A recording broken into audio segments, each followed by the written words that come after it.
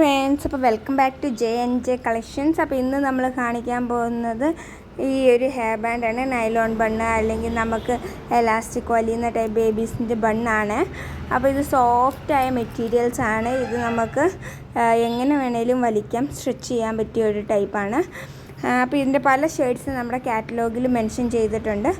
ഈ രണ്ട് ഗോൾഡൻ്റെ ലീഫ് ഞാൻ ഇതേപോലെ വെച്ചിട്ട് എല്ലാം ഒന്ന് തുന്നി കൊടുക്കുകയാണ്. റൈറ്റിലും ലെഫ്റ്റിലും നടുക്കൂടെയും ഒക്കെ ആ നൂല് കാണാത്ത രീതിയിൽ തുന്നി കൊടുക്കുന്നുണ്ട്. ഫുൾ കംപ്ലീറ്റ്ലി അങ്ങനെ തന്നെയാണ് ഞാൻ ചെയ്യുന്നത്, രണ്ട് സൈഡും. അപ്പോൾ ഏത് സൈഡിൽ നിന്നാണേലും പിള്ളേർ ഇലയെ പിടിച്ച് വലിച്ചു പോകാത്ത രീതിയിൽ.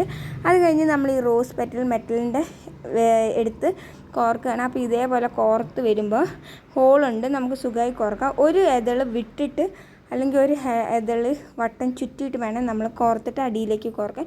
അപ്പോൾ ഇതെന്താണേലും പോകത്തില്ല, നല്ല സ്ട്രോങ് ആയിട്ട് നിൽക്കും. അപ്പോൾ ഇതെല്ലാം നമുക്ക് ഇതേപോലെ കോർത്തെടുക്കണം. അപ്പോൾ നന്നായി ടൈറ്റായിട്ട് തന്നെ കോർത്ത് വലിക്കുക. അപ്പോൾ നമ്മൾ എപ്പോഴേലും ലൂസ് ആവുകയാണെങ്കിൽ ഒന്ന് ചെറുതായിട്ടേ ലൂസ് ആവുള്ളൂ. പിന്നെ വേണമെങ്കിൽ നിങ്ങൾക്ക് ഹോട്ട് ഗ്ലൂവോ അല്ലെങ്കിൽ B7000 വെച്ചും കൂടി ഒന്ന് ഒട്ടിക്കാം. അപ്പോൾ എന്താണെങ്കിലും നല്ല സ്ട്രോങ് ആയിട്ട് തന്നെ നിന്നോളൂ.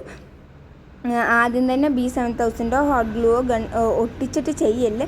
കാരണം എന്താണെന്ന് ചോദിച്ചാൽ നമ്മൾ കോർക്കുമ്പോൾ സൂചി ഇറങ്ങി പോകത്തില്ല. അതേപോലെ കോർത്തിട്ട് തിരിച്ചെടുക്കുമ്പോഴൊക്കെ ബുദ്ധിമുട്ടായിരിക്കും. അതുകൊണ്ടാണ് ഞാൻ അങ്ങനെ പറയുന്നത്. അപ്പോൾ ഇതേപോലെ നമുക്ക് മൂന്നും കോർത്ത് ഒരു ഫ്ലവർ ഷേപ്പിലാക്കി എടുക്കാം. ഇതേപോലെ ഞാൻ കംപ്ലീറ്റ് ചെയ്തിട്ടുണ്ട്. നല്ല ടൈറ്റായിട്ട് നമുക്ക് ഇനി കോർത്ത് വിടാം. ഇതേപോലെ ഇളക്കമൊക്കെ ഉണ്ടെങ്കിൽ നിങ്ങൾക്ക് ഞാൻ ഇപ്പോൾ കാണിക്കുന്ന ഒരു മെത്തേഡുണ്ട്. നടുക്കൂടി എടുത്തിട്ട് നേരെ അടിയിലേക്ക് തന്നെ സൈഡ് കോർക്കുക. അപ്പോൾ ഈ പെറ്റൽസൊക്കെ സൈഡിൽ നൂലിറക്കിയിട്ട് അങ്ങനെ കോർത്തെടുക്കുക. അപ്പോൾ ഒട്ടും പോവത്തില്ല. രണ്ട് സൈഡിലേക്ക് നമ്മൾ ഇതേപോലെ ചെയ്ത് കഴിഞ്ഞാൽ നല്ല ടൈറ്റായിട്ട് നിന്നോളും. അത് കഴിഞ്ഞ് നമുക്കിത് ലോക്ക് ചെയ്യാം. ഒന്ന് രണ്ട് പൂ അല്ല ഒരു പൂ ചെയ്ത് കഴിയുമ്പോൾ ഒന്ന് ലോക്ക് ചെയ്യുക. അത് കഴിഞ്ഞ് അടുത്ത പൂ കോർക്കുക. അതിൽ തന്നെ മതി.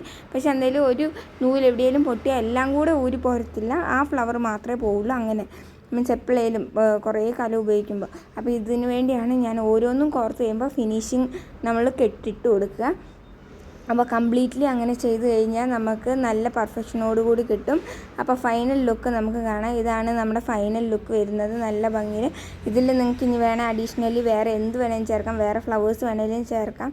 അപ്പം നിങ്ങളെല്ലാവരും ഒന്ന് ട്രൈ ചെയ്ത് നോക്കുക. വീഡിയോ ഇഷ്ടമായി ലൈക്ക് ചെയ്യുക, സപ്പോർട്ട് ചെയ്യുക, സബ്സ്ക്രൈബ് ചെയ്യുക. Bye bye, thank you.